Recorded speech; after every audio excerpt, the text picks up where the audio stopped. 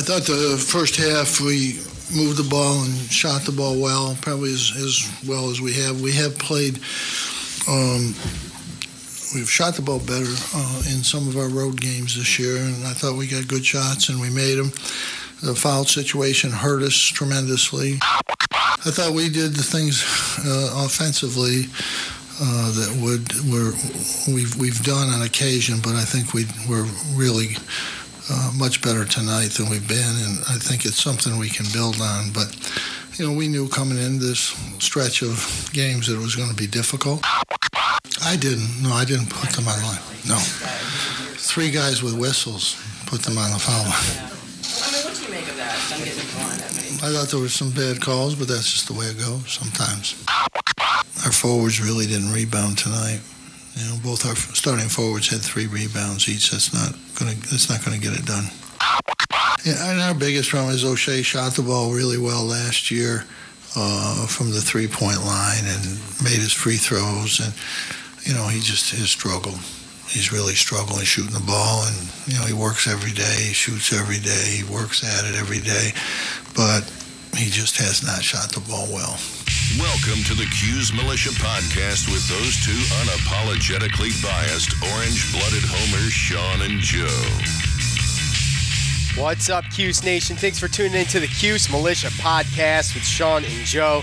If you like it, please subscribe. Please share it. The universal handle for the socials is @Cuse Militia. Go there. Join the militia. We are the only Syracuse sports podcast giving the fans a platform. So Syracuse, they did make a showing in North Carolina, but they'd become part of their own demise there, losing a close one, 93-85. You'll hear from us. We'll hear from you in the fan feedback top 10.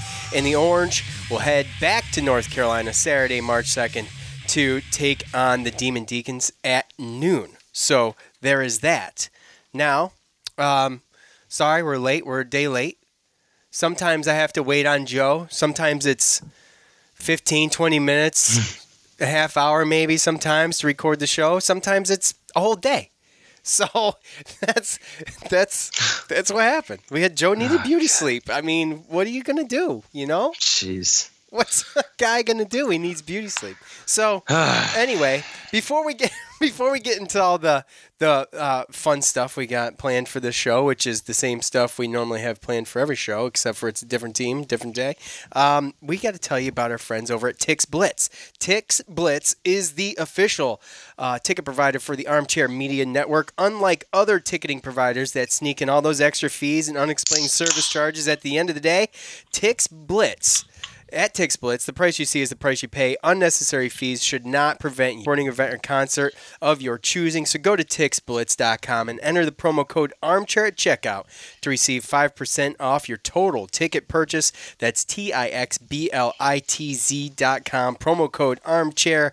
Guaranteed seats, guaranteed emotions. Tix Blitz. Okay, so. Yeah. Yes, Tix Blitz. Thank you. All right, what do we got first? That was good. So, that was good. Thank you. Let's do this. So news came out, Howard Washington, he medically redshirted again this year. People have been wondering before he actually played a little bit this year, but people were wondering, why is he medical redshirting? Is it the ACL tear that he still had going on? But apparently it wasn't. If you haven't heard, he actually suffered a seizure in September. Going from a workout to chemistry class. I thought it was a stroke. Or what did I say? Seizure. No, okay, seizure. It's a stroke. My bad. I'm sorry.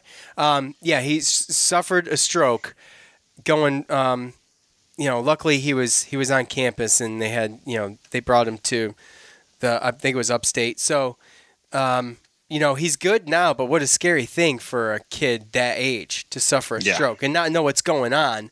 And his brain's working, and he just can't. He said he couldn't speak. Right. So, anyways, really scary, but he's doing good, and he medically redshirted this year, so we'll likely be able to see him again next year, hopefully. So. Yeah. It's good that he was around, people, because when that kind of thing happens, it's. Yeah. I mean, the longer you wait to get to the medical facility, Yeah, I mean, he had the blood worse it clots is, in his, So yeah, he had blood clots in his neck or something like that. So yep. That's what caused it, and that is freaking scary. And he had two kids from his chemistry class, I guess, that helped him out. They saw him struggling, and he hit the ground, and they helped him out. So thanks to them. That's So, anyways. Jeffrey Gunter, we heaped praise on Jeffrey Gunter. He was a transfer coming to Syracuse, but he will end up with NC State. So he's from Durham, and he wanted to go back home, so I can't fault him for that. He wants to be back home. His mama wants him there, I'm sure. So it is what it is, unfortunately. Yeah. So what are you going to do, Right, yeah. Can't really – you'd like to have seen him come to the school, to the team. I was kind of excited about it. But again, you can't blame a kid for making those decisions. That's an understatement. You were pretty freaking excited about it. Hey, man. You were. Yeah. You were. It would have been a perfect replacement once Alden Robinson and Kendall Coleman leave next year. So yeah. And then the last thing is I want to thanks for all the feedback on the Q story that I did with the Syracuse mascots. I did get a lot of feedback. Everybody seems to like it. Either that or no one wants to be rude. But I'm a big boy. I can handle it. But I've got so many ideas for this series, and especially during the off season. And of course, I want to get Joe on as many of these as possible. And I want to thank Armchair as well for working with us on that, for some wiggle room on a couple things. But they're made to be evergreen. I want these to be able to, our episodes expire so quick. I mean, yeah. You know what I mean? So it's like, and people still listen to them, which is great, but these don't expire. So they're always there, and they'll always be there. They'll always be in the archive, and you can always go back or tell a friend. And so we want to do more. And I think it's cool. It's something that no one else is doing, and that's definitely. That's what we're trying to do at the Cuse Nation podcast anyway. So, all right. Well, Syracuse dropped 18-10 overall, 9-6 in conference play. Now, this one stings a bit for me, and it was not only the opportunity missed to be a top 5 team, but the Orange, they just shot the ball so good in this game, and we've just struggled so much shooting, and they had just a stellar game. 48.3% from the field, 45.2% from beyond the arc. Instead, it was some of the little, the elementary things, I guess, that Syracuse couldn't overcome against UNC. The 10 missed free throws for one. They were 13 for 23, 56.5%. Yeah. That's a killer. I think 5 of those came from Brissett alone. Brissett is 1 for 9 now in the last 2 games from the line, so he's got to clean that up. The Tar Heels shot a lopsided 37 free throws. That's another reason. And that is actually more than any Syracuse opponent in 19 years. Got to go all the way back to 2000 versus Tennessee, where they shot 34. So UNC actually made 34 of 37. So the refs sucked. We know that. I think it's plain and simple. I thought they were bad during the Duke game. I think they were worse at the UNC game. But the Orange were out-rebounded by 21. Okay, UNC had 10 more offensive boards. They had 11 more on the offensive end. Brissett, Chukwu, and Dolezaj, they combined for 11 altogether. But despite all of that, despite being out-rebounded by 21, UNC only scored 3 more second chance points than SU, 16-13, and I thought that was great. But the tail of the tape at the end of the game goes as this. Brissett, he hit a jumper. He brought it to within 3. White would respond with a 3, and then a bad pass on the ensuing possession by Syracuse would bounce off a ref. It would stay in bounds. Cody White would scoop it up and take it to the hole, and Syracuse wouldn't close the gap by less than 5 for the rest of the game. Those 85 points, though, that Syracuse scored in this game were the most that they've scored in regulation all year. Tyus Battle, he turned it up after scoring 6 in the first half with 29 points, 5 assists, and 5 rebounds. And you look at the box score, Joe, everybody contributed. Yeah. Everybody did pretty good despite Brissett's struggle at the line and struggle from behind the arc. He still scored 10 points. Elijah Hughes was solid with 15. And, Frank Howard had 7 assists. I think that's a season high for him so far this year. Yep. Buddy Boeheim did good with his minutes at 8 points. And Dolezaj, he scored 8 points but ended up falling out. This one for me just hurts, Joe, and I'll say it again because of how well they really did play on offense. We don't get those types of games all the time, where they are that efficient on offense, and they jumped out to a 15-6 lead, and it was just so close the whole game. Again, very reminiscent of Duke, good. Right? Almost like a wasted effort. I guess that's a good way to put it. Yeah. Right, and again, there were some reasons for it, and obviously free throws again would have kept us close. And we look at the rebounding. You hit on that, and the free throws that they shot, 37 free throws, and they hit 34 or 37. And that's a lot of points from the free throw line, and that's really the story of the game. And it's a third of their points. Well, and to be perfectly honest with you, that could have been something, or had to do with something with the rebounding too, because when you're in foul trouble, you kind of got to pump the brakes on the aggressiveness a little bit so you can stay in the game. So who knows if that had some type of effect on the rebounding. But we do know that North Carolina is a good rebounding team. So I was expecting them to out-rebound us anyway. But again, like what you said, when you shoot better percentages than the other team from three and from the field goal line, it's just it's like tough. I said, it's tough to swallow, effort. isn't it? Yeah, right. Yeah. It's tough to you swallow. You got a guy that shoots 35 or that gets 35. Kobe White's a good player. They kept Luke May in check. Luke May went off against Duke. Yeah. They kept. Well, I mean, it was Kobe White and free throws. That's really all it was. Kobe White and free throws. When you really look at it, I mean, he did hit 10 free throws. Cam Johnson was decent, but Yeah. Well, between free throws and Kobe White, they had 59 points. Yeah, that's crazy. Well, you would have to deduct any of. Well, I did deduct. Oh, you did. Okay. He shot 10 free throws, so that's 24 points to his 35 is 50. Wow, he went 10 for 10 from the line. Oh my gosh, he was on fire. Yeah. Holy cow. He was like a man possessed out there. Yeah. And he played really, really good. And he played really good, and I've watched him, and he's played like crap. So it was like. Well, I listened to the Roy Williams post-game press conference, and he talked about that. He talked about how he felt like he hasn't shot good like the last 3 weeks. So he said that he was due for a game like that, and it just happened to be us. Go figure. Go figure. Yeah. I mean, and again, when it comes to it too, when you look at it, me without I don't like blaming the refs, but. I don't either. I don't either. It just seemed like almost everything was a foul. That was really bad. It was really bad. I thought the Duke game was about calls that calls in general. The calls that the refs missed or didn't make, and I think this one was all about just everything got called on us. I mean, 37 free throws. Come on. I mean, that was insane. It was insane. I think they were like 24 for 26 in the first half. Something like that. I don't. I think the foul was 14-6 in the first half. We had 14 fouls. Yeah, we had 14 fouls called on us, so there's 6 in the first half. That's why Boeheim hit on the first half. It really hurt him because he had to sit players, and it allowed them to get some momentum and creep back in the game. Yeah, but starting off 15-6, they were just on fire, man. Gosh, if we could start like that all the time, but it is what it is. It is what it is. Well, and Battle had that great spurt too. Yeah. So. Well, and he's known. He's known for that. Yeah. But, again, like you said, it was a great effort. They covered the spread, hit the MyBookie pick. Yeah, that's true. And again, I think. I at work, I talked to a couple. I work with some North Carolina fans, and they were kind of impressed, and we had them a little nervous and on the ropes for a little bit.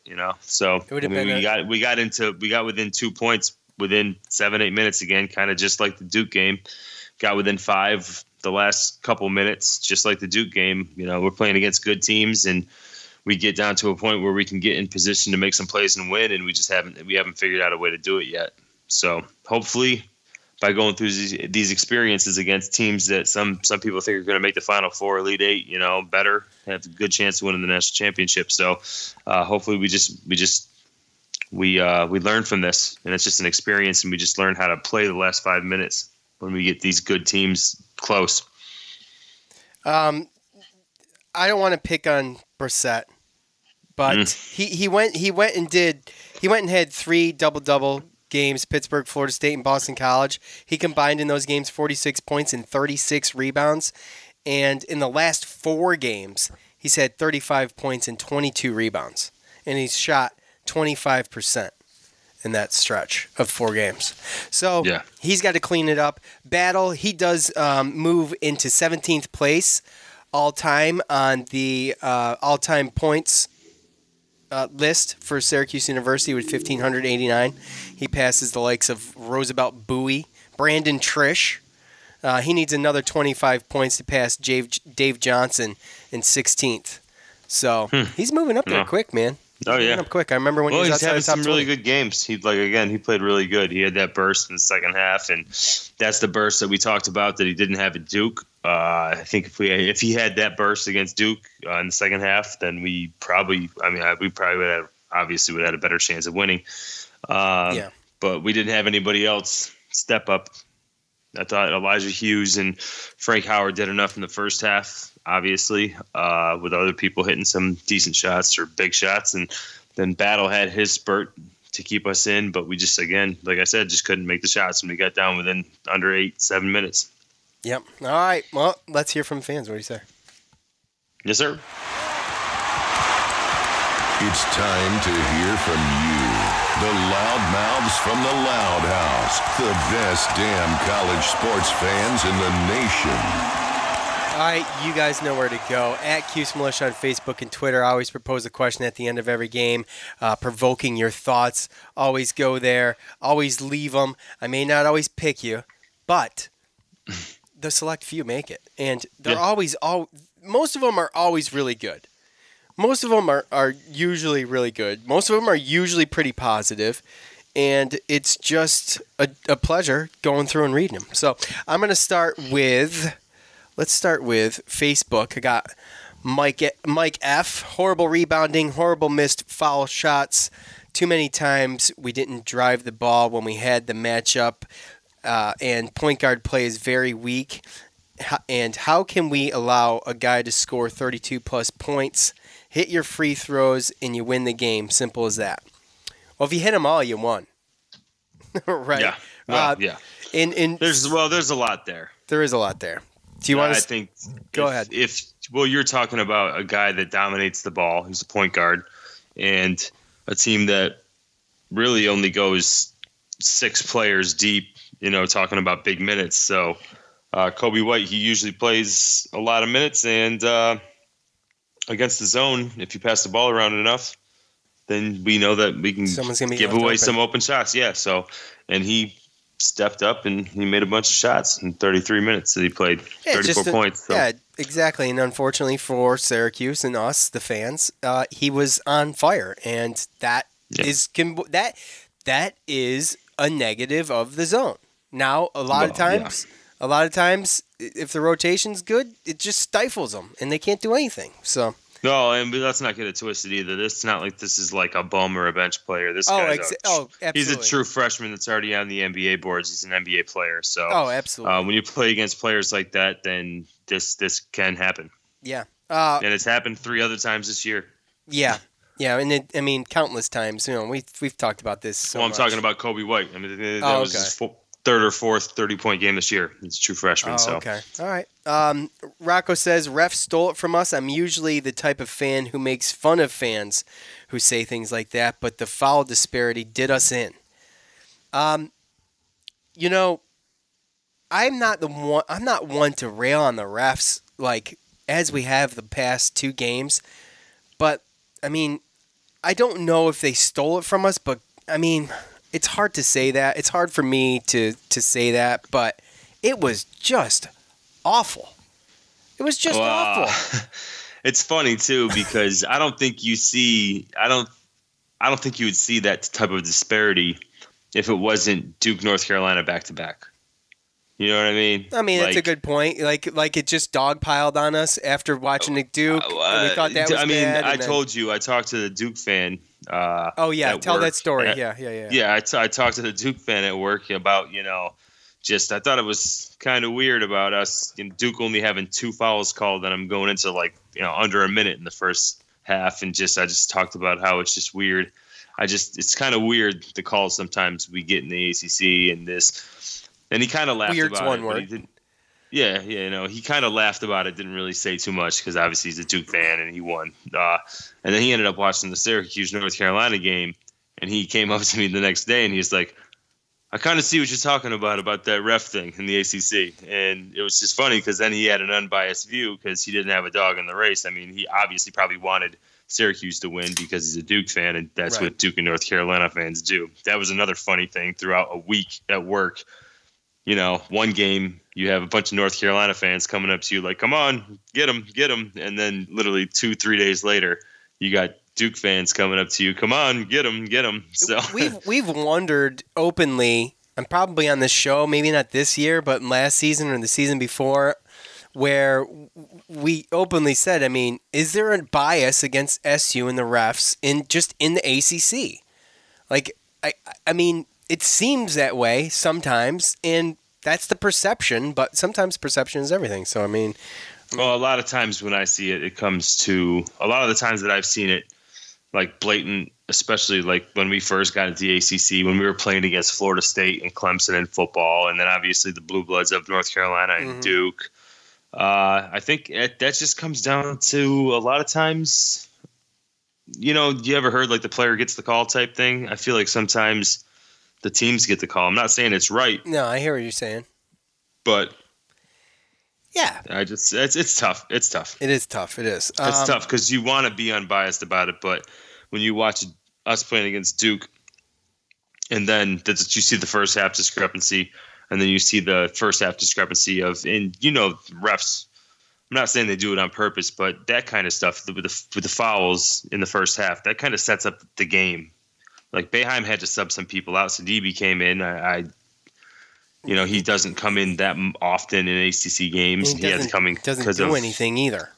Well, that's neither here nor there. I'm just literally speaking that it changes the outcome in the way that you have to coach and play the game from the first half all the way on through. So yeah, I saw a number of intelligent, sports-minded people, though they are from Syracuse, but they don't usually talk about refs. I saw them, you know, saying, you know, 5-on-8 out there. This is ridiculous. And so it's hard for me when you see people that don't usually say things like that, say that. It makes me feel better. That, you know, like, you know, okay, well, I guess I'm not alone in it. You know what I'm saying? Obviously, the fans is easy. I could go to you could watch any game, and fans are going to complain about the refs. But is it legit? So, you know what I'm saying. Me as a fan, what I do is the refs set the pace.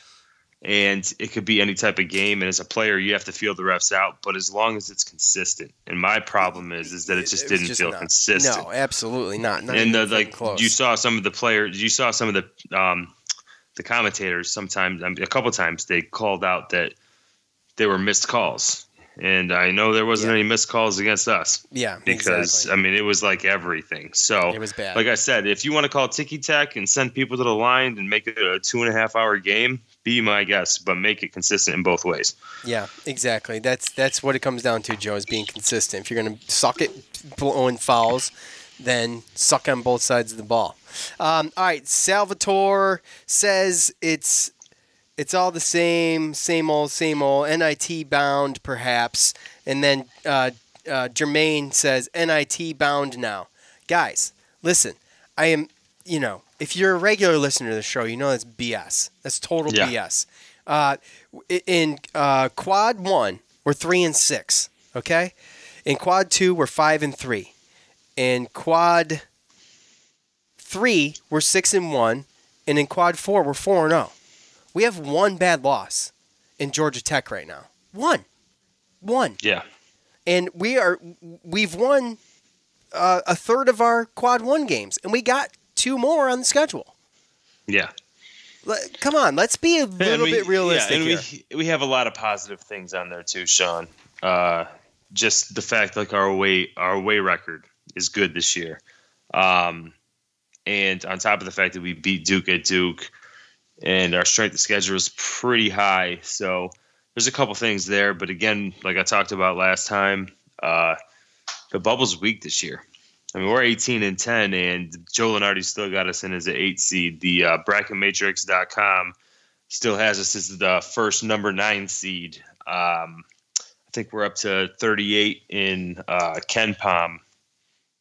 So, yeah, I mean, you look at these matrix and you look at all these – these analysts and analysis, Syracuse net rankings were 44. So yeah, we're 44. We're right still. there. Yeah. So, again, the thing is that it comes down to, again, the next game. We talked about the first three and the teams that we played against. They were all going to be good teams. And as long as we got one, then I thought we were going to be okay. We got one. So now it comes down to Wake Forest. So we beat Wake Forest, gets us out of the clear, gets us to 10 wins in the ACC, right? Yeah, and we've talked 10, 11. I think 11's solid in. And then that makes it to where Virginia's not a game that really, again, I think another opportunity. Yeah, I think we've lost the last two games when we moved up in KenPom. Yeah, because of the way we played.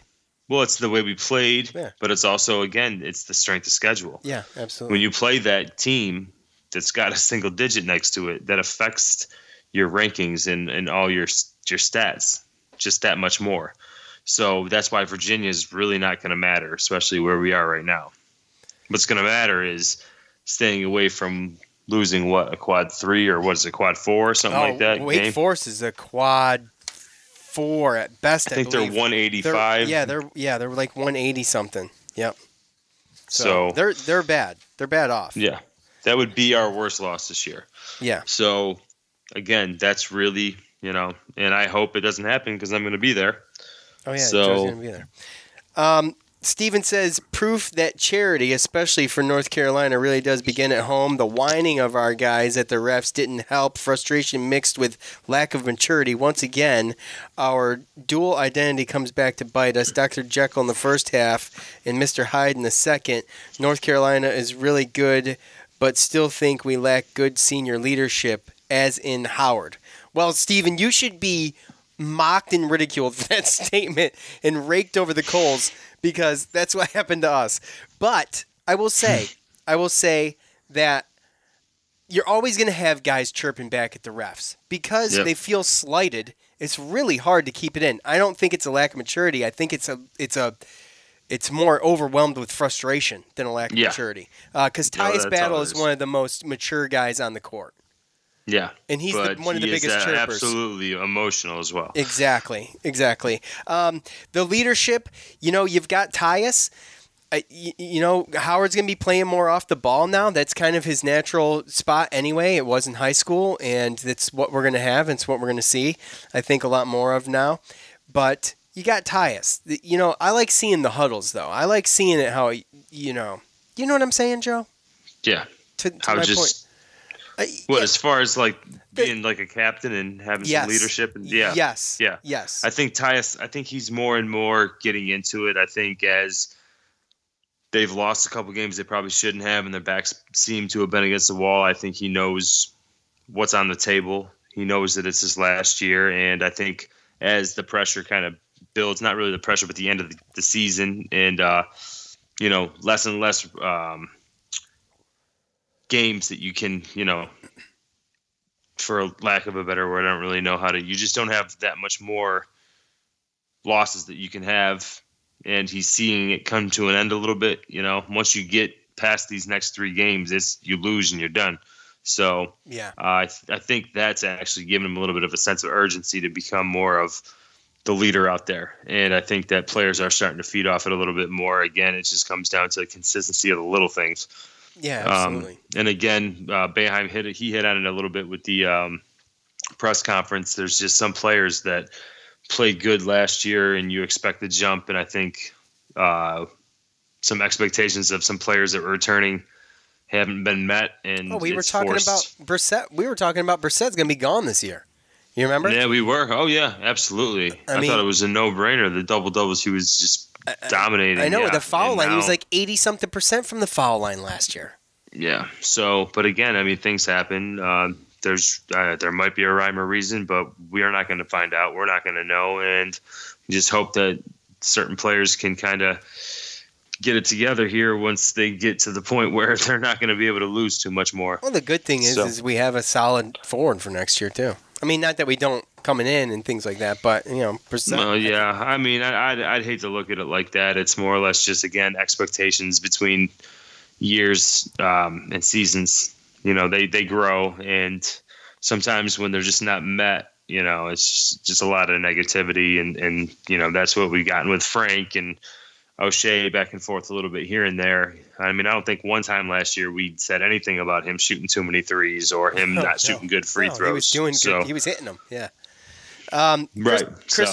Christopher James says, I really thought we played a pretty great game offensive-wise, but when you miss that many free throws, you aren't going to beat UNC. It boggles my mind how good a free throw shooting team they are and how poorly Cuse hits their free throws. We all knew going into this that we were going to get out-rebounded. UNC always out-rebounds. Always rebounds the ball as good as anyone in the country. Yeah, I know. I was doing so damn good. Bottom line is if we hit our free throws in this game, this was anyone's game because as bad as we shot from the line, the game was still in reach for us. Yeah, a long way there, Christopher James. A long way there, buddy, but I get your point. As bad as we shot free throw-wise, we were in the game the whole time because they shot 48.3% from the field and 45.2% from three. And it was the first game we lost this year where we hit 10 or more threes. And it's just, well, there goes that stat. Right? We used it a couple times. But but a team that's that talented can do that to you. But the rebounding though, he's got to. I mean, they're just so good at UNC at the boards, and it's just they turned it up hard in the second half, and it was freaking. Oh yeah, like I said, you knew it was coming. You knew I knew they were going to get out rebounded, but again, you don't know how much of that, like I said, that foul trouble had to do with that. We could have maybe slimmed that down a little bit, but either way, it was just because they found 34 points on the free throw line. I mean, that was the game. It's the difference of 21 points on the free throw line. It's just ridiculous. I know, it's stupid. More brilliant analysis from @OrangeBias. Not happy. Well, I don't think any of us were. @DieHardCuse it's always something. Either we miss free throws, give up too many rebounds, shoot poorly. I mean, the bottom line is we lose too much, and we are not consistent. We play bad teams. We play bad teams and score 50. I feel like we are out-coached too much. JG3 starts next year. This team is different. We need a new coach. I don't think – were we out-coached when we played Duke in Cameron Indoor this year? I mean, how can you say that we were out-coached against Roy Williams even in this game? We weren't out-coached. We weren't out-coached. We weren't out-coached when we lost to Duke. We were out-reffed. If anything, we were out-reffed. But we weren't out-coached. We might have been out-coached against Virginia Tech, maybe. That was a brutal game. But, again, you got a Hall of Fame coach. Everybody rides Jim Boeheim so hard because he won't break away from the zone. But how many times has that actually been saving grace for Syracuse? You're not going to win every game. You're not going to shoot a high percentage every game. That's what it is. When you look at teams' averages of shooting and they're in the 40s, that means that's the average, which means that just as many times as they're in the high 40s and close to 50, they're right down in the high 20s to low 30s. So it's an on and off game, and it comes down to the little things. And again, like we said, with rebounding and free throws, that's what got us this time. That's all there is to it. Yeah. It's not coaching. No, we weren't out coached in that game. No. I'm not trying to I'm not vehemently disagreeing with you. It's an opinion, obviously. But I would say, no, I don't think so. At Geo Heater, I'm flipping out. Kobe White is a baby. Whoa, Geo. Jeez. A little sore there. We allowed way too many offensive rebounds. Hughes disappeared in the second half after a great first. Refs awful. I've never seen Gio, by the way, use so much caps on his tweets. Came down to free throws and rebounds. I still love my team. Hard to fault our boys after an 85-point performance. On to Wake Forest. Go Cuse. Yeah, and that's why I was so heartbroken. 85 points. The offensive efficiency was freaking phenomenal. It's what we look for, and 99% of the time you're going to freaking win that game, even if you miss 10 free throws, right, Joe? Scoring 85 points. Right. But again, a lot of it too, when it comes to a lot of people that, again, these games, they help the strength of schedule. That sometimes they help your ranking. They don't really hurt you that much. And again, how you play it not only helps with those statistics as well, but it also helps with the perception. When you're on ESPN primetime, it helps with the perception of, wow, this is a tournament team. Like people are watching this, people that are in the committees that are watching, so you got to look at the positive part of that. You're not getting blown out by 20. It was a good game. I think anybody who watched that knew that the refs had a little bit to do with, that, and obviously the free throw shooting. Absolutely. So sure. It's never one thing, Joe, right? So it's never one thing. It's not ever one thing. No. And like, again, you don't want to blame one thing, but again, if you want to take a positive from anything, obviously it's the shooting. And obviously, it's the fact of like the perception when you see a team that's unranked that can play with these teams. We played primetime Duke on ESPN, primetime North Carolina. People saw us beat Louisville. So that's 3 games straight. The perception on us is that right now we're a tournament team, and we're a team that if we get hot, we can upset people. Yeah, absolutely. Especially if they're not in our conference. Play some of these outside teams that don't play us every year, and they're going to be on their heels. I mean, it's simple as that. They're not used to a zone. They can jump up on you. Yep. If not now, when 84. Okay, you like that? I did that pretty good that time. Nice and slow. I know, right? Rebounding was atrocious. Free throw shooting was abysmal. Refs sucked. Beep. It's very nasty, Joe. But we are still. But we were still in it to the end. I'm getting sick of these close games we can't close out. Frank played great again. Eli came back to life. Tyus was getting close. We need more. Go Cuse. Yeah, like Coach said, this is another good game. A long tag, paired up with the Duke loss. They're great games to build off of. They're great confidence boosters, I think. They shot pretty decent in both games. They kind of blew it out of the water in this game. They just came up short against a really good team. Yeah.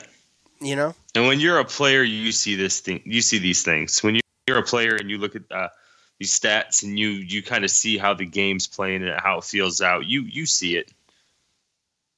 You see it. Yeah, so absolutely. Again, they if you're walking out of there, your head's got to be held high. That's a team that you played your heart out and what happened in that game. So again, you might not get a W in that column, but in your head, like you said, you get that little confidence boost of, we had that. And I know I'm going beyond my 10 here, but we missed a day, and I'm just so happy to be behind a microphone right now. I got a couple more. I'm sorry. They're quick. At Tony Cuse 44, this team has so much potential that it seems they can never fully live up to. See great spurts from different pieces, but never all of them working together for a complete game. Well, it's happened a couple times this year, but I get it. You put everything. You have to be so perfect when you play Duke, when you play UNC, when you play Virginia Tech, when you play UVA, when you play those teams. You got to put together an almost perfect game. It's hard to do. Yeah. Oh, absolutely. Those teams you're talking cream of the crop. Probably 3 of the top 5, 6, 7 teams. So. It's tough, like you said. You definitely, especially when you're away, when you're traveling there. So, I don't know why people get so up in arms about some of this stuff, though. Because we're emotional. We're fans. We're emotional. Right, but you don't. Again, it's all about the end product, right? You talk about people developing and this and that and the third. Well, the development is the end product. Yeah, right. So I mean, right now, this is just putting everything together. Right now, it's trying to get a resume together to make the tournament.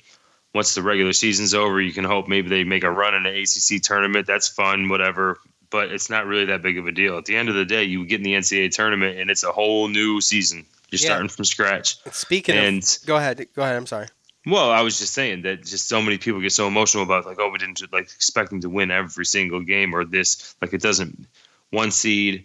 All the way to where, we're not going to get a 16 seed ever, or even a 13 seed. Lowest we'd ever get is a 12. But either way, we've seen what we can do when we get these seeds. And, I mean, it's just about getting in the tournament. So you can get mad, but you got to try to take just learning experience and hope that they can just take, those experiences to make them better so that the end product it gives us a good tournament to watch, Yeah, and to piggyback on something we said earlier, at JJune333555, if they get put in a region without Virginia Tech, Duke, UNC, Florida State, or Buffalo, they could make a run in the tourney.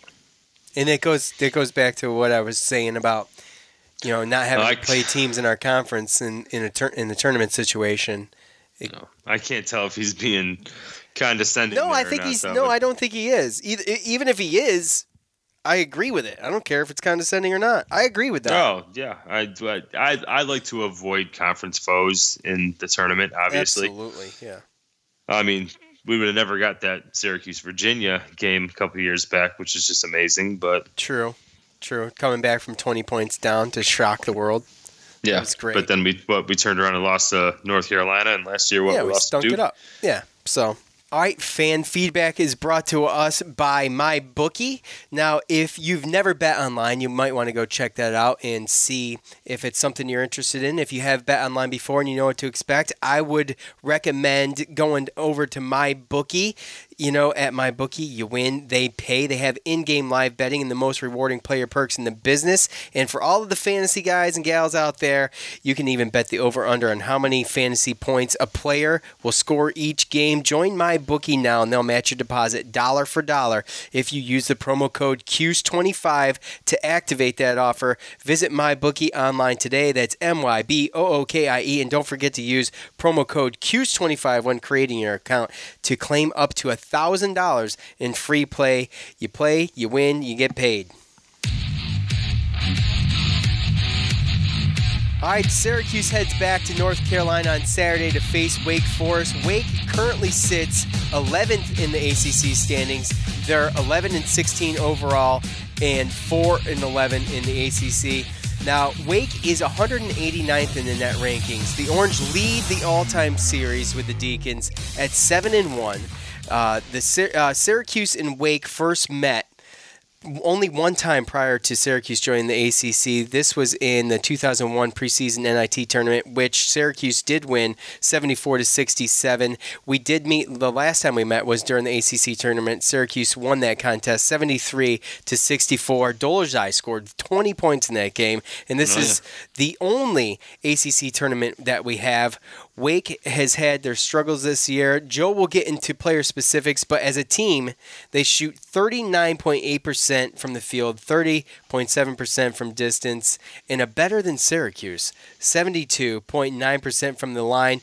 The individual efforts, Joe, led by Childress and Howard.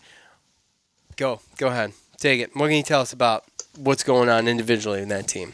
A team that's struggling, but you never want to look past anybody, right? They're not struggling as much as you think. They have won 3 of their last 6, and looking at their win-loss record, obviously that's not too bad, especially in the middle of the ACC season. They are a young team. Brandon Childress, coach's son, coach used to play for Wake Forest.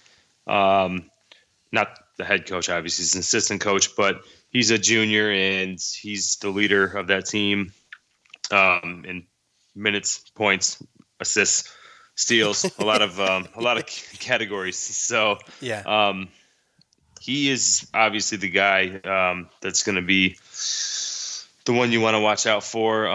They got a couple guys. Really, it's just a young team. A lot of the guys that they have that contribute. When you look at Jalen Horde, he's a freshman from France. Shondae Brown, sophomore. They even have Olivier Did I say Horde or did I say Howard? You said Howard. I did, didn't I?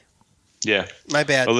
That's all good. Olivier Sarr, he's a 7-foot center from France. So obviously they have they're recruiting France pretty heavily. But 6'5" freshman Sharon Wright Jr., he's a freshman. So you're talking a lot of their top contributors up there with Brandon Childress. You're talking about freshmen and sophomores, and it's obviously a team that's only getting better.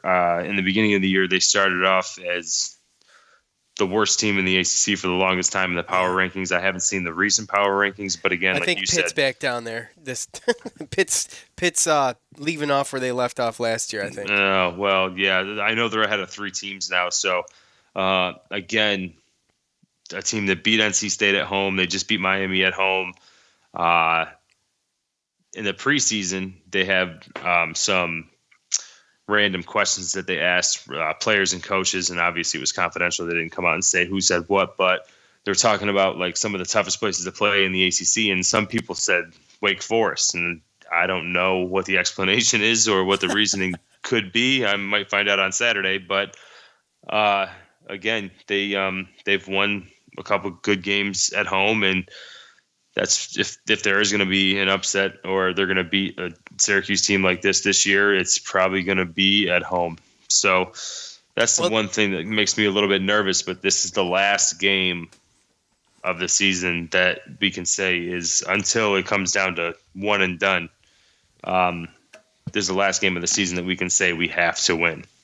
Right, so absolutely. We just got to get it done. Like, this is the most important game right now for the rest of the season. And we've talked about this, and I think when you play at this level, it's less and less of this. But the worst thing a team can do sometimes is underestimate their opponent. Yes. And if you're a Syracuse player going into Wake Forest and you think you're just gonna, play some schoolball with them and freaking put on a show, you probably got another thing coming. No, you got it's a bunch of young kids who are just still trying to learn how to play together and try to get it together, and they haven't had that successful of a season. But this is that time of the year near the end where it's what if a miracle could happen? Because we all know that if you can win the tournament, you can get in. If you can win your conference tournament, you can get in. And even though it seems like it's a 1,000,000-to-1 shot, and those kids, those young kids that are still, they're playing better than they have pretty much all year, that's still not, in their mind, not just something that can't happen. It's not unachievable in their mind. So they get that confidence playing at home. Who knows what their crowd's going to look like? And is that's this their senior day? I do not know. Honestly, I could find out definitely really, really quick, but I don't even think they have seniors. Oh, they have one senior that comes off the bench, but no, their last game of the season is Florida State. Okay. But that's some added motivation sometimes. So Right. But again, just, to the kids, they're going to go out there and they're going to play hard. Yeah, and absolutely. Danny Manning is coaching for his job. So yeah, that's another thing. So you don't want to have sometimes those teams that have their backs against the wall, man, and they got to fight for everything. Well, not only is he coaching for his job, but you're talking about a lot of the guys. Look at, the best player on the team, his dad's a coach. The other top 4 contributors are sophomores and freshmen who obviously went there because he recruited them. So you're talking about these players are playing with motivation, and they're playing better than they have pretty much all year. So obviously, Joe, the line's not out, but I mean, how do you see it? Oh, we're definitely going to be favorites. I don't think it'll be double digit, but maybe 8-9.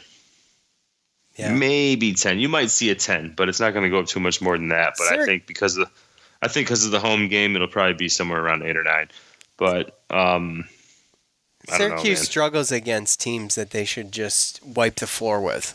Right. Yeah, we talk about that. That was in one of the fan feedback comments. Yeah, absolutely was. When we play against bad teams, we only score 50 something. Yeah. Again. Yeah. We just can't do that anymore. We can't do that with this team. So hopefully, like Coach said, it would be to pull good out of 2 losses that are tough to swallow, because we were there for most of the game in both of those losses. To pull anything away from that and build off of that and turn it into a positive and give this team some confidence coming down the stretch, going into tournament time. I guess you got to look at the bright side of things, and hopefully they can do that. That's all I can say. But you have to. What are you supposed to do? Get worse? Dwell on it? Right. And some people do. Some people dwell on it. Some players dwell on that stuff. But I just don't think at this level. I think that's bred into our team. To you can't dwell on stuff. We've seen this team. They've rebound quite good. And I don't have too much of a worry about that. My only worry would be... and those games aren't end-alls. No, absolutely. There's no reason to dwell on that. No, absolutely.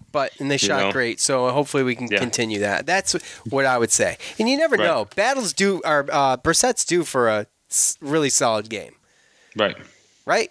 So yeah. Well, I mean, again, if they play with the confidence that they did against Duke and North Carolina and Louisville at Wake Forest, I'm not worried. Yeah. But again, like you said, we tend to just kind of play down to the level of competition, and this is what it is. Or up. Our sense of urgency doesn't go up. You know, we get a good lead or a decent little small lead against a team we should win, and we don't put the pedal to the metal. We just kind of cruise, thinking we can cruise at 7, 8, 9, 10, 11, 12, and then a team goes on a 7-0 run, and they're right back in it just like that. So put the foot on the throat and step down. And we don't seem to have that yet. Sorry if that's too violent for anybody out there. Yeah, I don't care. I wasn't going to go there. I was just going to say pedal to the metal, you know? Oh, I'm sorry. I believe there was a tweet at some point from Joe during football season. Joe's hyped. He's hyped during basketball season. Joe loves basketball, but Joe is an animal for football. I have a video to prove it. So, hey, football's my thing, man. Joe is an animal in football. There was a tweet from Joe. Where he said, "Put your foot on their throats. Let's go." Yeah, well, when you're talking about cleats and Eric Dungy, that's a different story. Yeah. All right. Well, thank you everybody for listening. I love you guys. Thanks to Tick Splits. Thanks to MyBookie. Thanks to Armchair All-Americans. Thanks to JP Mulligan's Happy Hour every Monday through Friday, 4 to 6. Trivia Tuesdays. And, of course, $1 off Labatt's every Syracuse game. Go there, grab some wings, grab a burger, grab a Labatt, and watch the game if you can't be at it. The game's at Wake Forest, so go there, do that. And thanks, Shoppy Town Barbershop. And, again, I have to thank you all twice. I do that every time, so thank you. For Joe, I'm Sean. We're out. Peace. Thanks for listening to the Cuse Militia Podcast, the fan's voice with Sean and Joe.